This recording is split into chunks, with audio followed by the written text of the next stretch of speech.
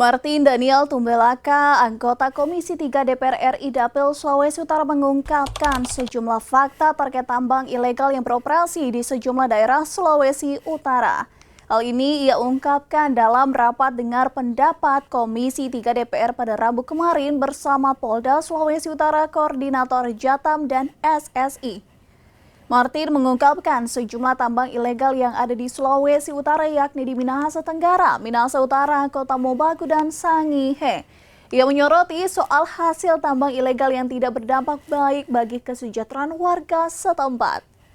Anggota DPR RI dari fraksi Gerindra ini mempertanyakan keseriusan tindakan tegas Polda Sulu terhadap sejumlah tambang ilegal ini. Pihaknya juga menyoroti terkait kasus penembakan di area tambang Rata Totok yang menewaskan seorang warga. Selain memeriksa ke-8 anggota polisi, ia meminta ketegasan dari Polda Sulawesi Utara terhadap cukong-cukong di balik tambang ilegal yang dinilai merugikan dan tidak membawa dampak positif bagi daerah maupun warga. Ada kejadian penembakan di tambang Rata Totok dan diduga oknum yang menembak adalah oknum Brimob. Itu cukong di belakangnya juga harus diungkap, Pak. Jangan dia aja.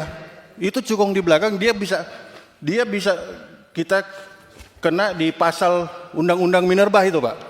Nah, bagaimana pendapat Sobat Kawanua terkait tambang ilegal ini?